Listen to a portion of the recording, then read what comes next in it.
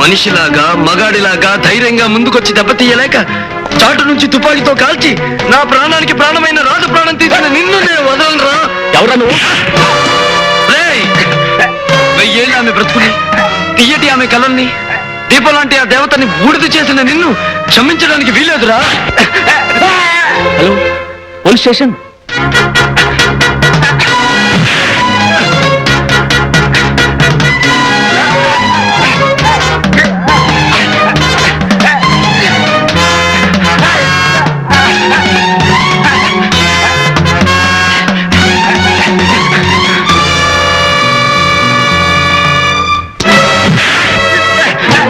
ప్రళయం లాంటి పరశురాముడి చేతుల్లో నుంచి నువ్వు తప్పించుకోలేవు. నీ ఎంత చూస్తాను.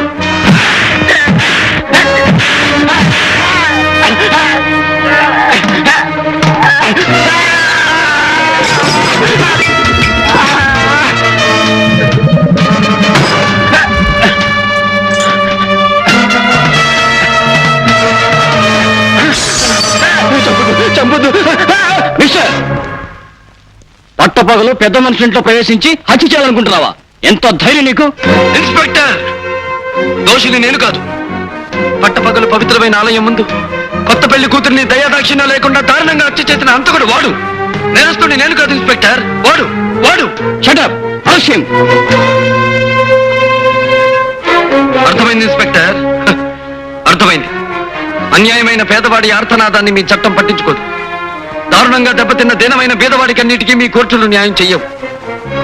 కాకి బట్టలు, నల్ల కోట్లు, న్యాయస్థానాలు అన్ని డబ్బు కమ్ముడిపోతున్న ఈ లోకంలో సర్వనాశనం అయ్యేది పేదవాడి.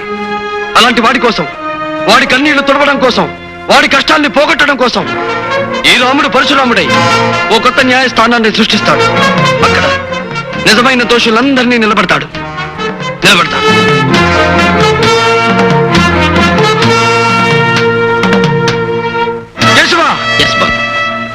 జమీందార్ రఘుపతిరావు కొడుకు రాజా గౌరవార్థం రేపు వాళ్ళ ఇంట్లో పండుగ జరగబోతోంది. ఆ పండుగలో రాజా ఉండకూడదు. ఆ సమయానికి వాడు ఈ పరశురాం న్యాయస్థానంలో ముద్దాయిగా నిలబడి ఉండాలి. Understand? Yes boss. Babu Raja, నువ్వు ఫారిన్ నుండి వచ్చిన శుభ సందర్భంలో నిన్ను కలవాలని మన ఫ్రెండ్స్ అందరూ ఎదురు చూస్తున్నారు. నువ్వు త్వరగా రావాలి. మీరు పదండి డాడీ, నేను వెనకే వచ్చేస్తాను.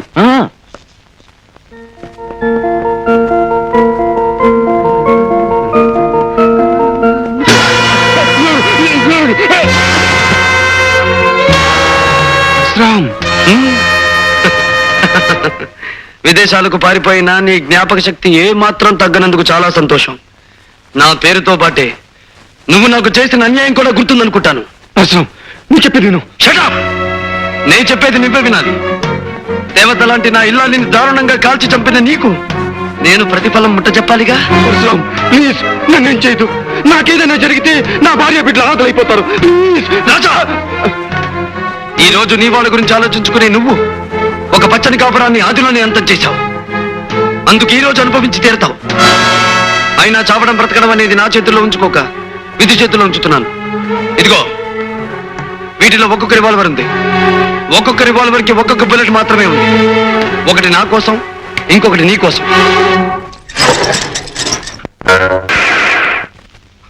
వద్దు పరశురాం, నన్ను చంపొద్దు.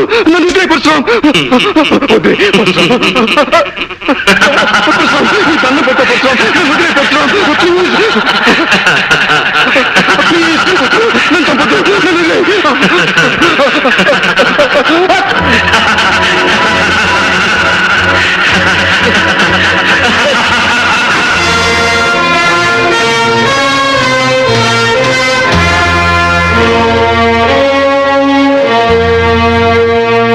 పరశురాం పరశురాం పరశురాం. ఎవడి పరశురాం? న్యాయాన్యాయాలు తీర్పు చెప్పే అధికారం ఇతనికి ఎవరిచ్చారు? తనకు నేరస్తు అనిపించే వాళ్ళను శిక్షించే హక్కు ఇతనికి ఎక్కడిది? తనకు నచ్చిన వాళ్ళను దెబ్బతీసి తను మెచ్చిన వాళ్ళని చేరదీసే అధికారం ఇతనికి ఎవరిచ్చారు? ఐశ్వర్యవంతుల బిడ్డల్ని అదరగొట్టి అధికారులను అడ్డు తప్పించుకు తిరిగే ఇతన్ని పట్టి శిక్షించే అవకాశమే లేదా? సార్, ఈ పరశురాం చాలా తెలివినవాడు. తలుచుకున్న పని చేస్తాడు, చేసిన పనికి సాక్ష్యాలు ఆధారాలు లేకుండా చేస్తాడు. మన డిపార్ట్మెంట్ ఎంత తెలివిగా వలపనినా తప్పించుకు తిరుగుతున్నాడు సార్. తప్పించుకుంటున్నాడని ఊరుకుంటే అది మన డిపార్ట్మెంట్ తప్పవుతుంది. అతన్ని ఏ విధంగానైనా చట్టం పట్టుకు తీరాలి. పరశురామును ఒకసారి పిలిపించండి. Okay sir. మిస్టర్ పరశురాం, నేను అడిగే ప్రశ్నకి మీరిచ్చే సమాధానం ఏమిటి? ఎక్స్క్యూజ్ మీ రంగారావు సార్, మీరు మా లాయర్. చట్టం గురించి మీకు తెలుసు, న్యాయం గురించి ఆయనకు తెలుసు. కనుక మీ ప్రశ్నలకు సమాధానం చెప్పగలిగింది నేను కాదు, ఆయన. ఐసి, ఇంతకీ మీకు తెలుసున్నదేమిటో? ఒకే మాటతో ఒకే బాటలో నీటుగా సూటిగా నడిచిపోవడమే నాకు తెలుసు. నేను వెళ్ళి రావచ్చుగా? You can go. Thank you sir.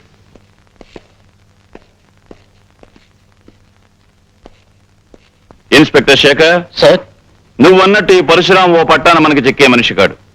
ఇతని కేసు హ్యాండిల్ చేయగలిగిన వాడు ఒక్కడే ఉన్నాడు. ఎవరు సార్? Vizag police ASP mister Vijay.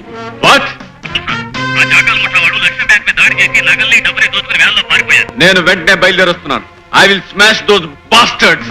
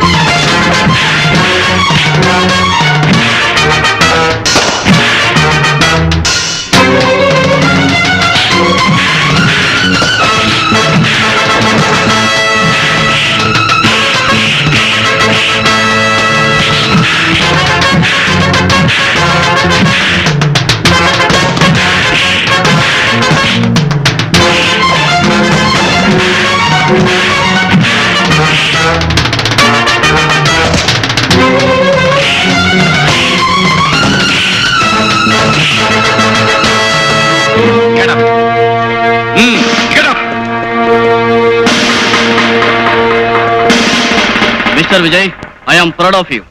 ప్రజల్లో పోలీస్ డిపార్ట్మెంట్ పరపతిని పరువుని పెంచే నీలాంటి పోలీస్ ఆఫీసర్ను చూసి గర్వపడుతున్నాను. నీ సాహసాన్ని గుర్తుగా మన డిపార్ట్మెంట్ తరపున నీకు ఈ బంగారు పథకాన్ని కానుగ్గా అందిస్తున్నాను. Thank you very much.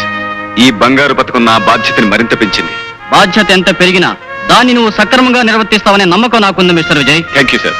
But one thing, ఇక నుంచి నీ విజయాలు వినటమే తప్ప చూసి ఆనందించే అవకాశం మాకు లేదు. అదేమిటి సార్?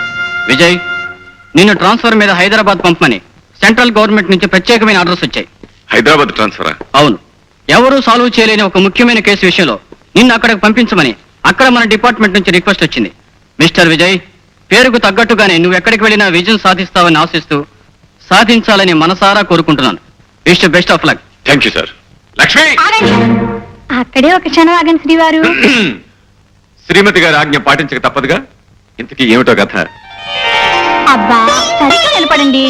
అది సరే గాని ఏమిటి కథ? ఏముంది, ఊరు వాడ మెచ్చుకున్నంత సాహసాలు చేసి ఎవరికి రాని మెడల్ సంపాదించారుగా. ఎవరి దిష్టి అయినా పడొచ్చు. Correct correct. ఎవరి దృష్టి అయినా నా మీద పడి నాకు దిష్టి తగలచ్చు. కానీ ఇలా హారతి పళ్ళం చుట్టూ తిప్పి దిష్టి తీయడం కంటే ఒక పవర్ఫుల్ పద్ధతిని ఈ మధ్యనే ఒక సన్యాసి కొత్తగా కనిపెట్టాడు. పవర్ఫుల్ పద్ధత? అవును. ఆ పద్ధతి అనుసరించి పొద్దున్న, మధ్యాహ్నం, సాయంత్రం, రాత్రి, అర్ధరాత్రి, వేకువజామున ఎప్పుడైనా సరే తీయచ్చు. అలా గనక దిష్టి తీస్తే ఎట్టి పరిస్థితుల్లోనూ దిష్టి తగలదు. ఏమిటండి అంత గొప్ప పద్ధతి? దానికి ఏం చేయాలంటారు? చెప్తాగా, పద. ఇలా కూర్చో. దా. కూర్చున్నావుగా? ఇప్పుడు నువ్వు కళ్ళు మూసుకోవాలి. కళ్ళు మూసుకున్నావుగా? ఇప్పుడు ఏం జరిగినా సరే ఏం జరిగినా సరే కళ్ళు తెరవకూడదు. ఏమిటండి, ఈ తలుపులు తెరిచా ఉన్నాయి. ఎవరు చూస్తే సంబరపడతారు. ఇంటికి వెళ్ళి రిహార్సల్ చేసుకుంటారు. వాళ్ళు వీళ్ళని బట్టి టేకులు కూడా చేసుకుంటారు.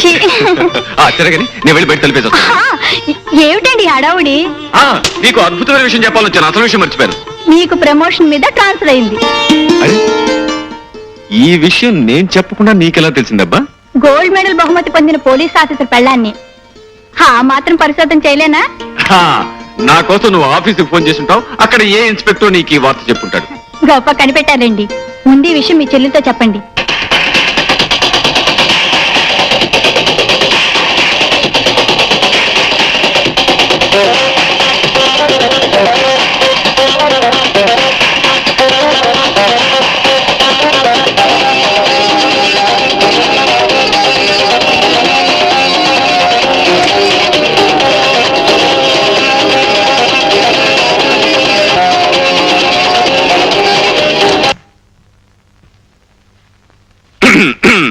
ఏమిటన్నయ్య, ఎందుకు ఆఫ్ చేసావు?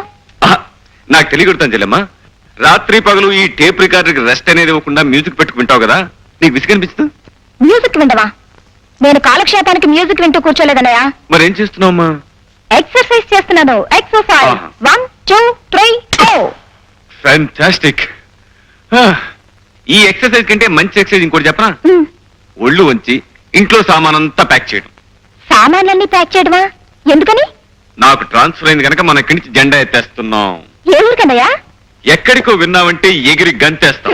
అబ్బా, నన్ను ఊరించుకు చెప్పు అన్నయ్య. చెప్పు, ఎక్కడికి? హైదరాబాద్. హైదరాబాద్. వండర్ఫుల్. నిజంగా మా అన్నయ్య సో గ్రేట్.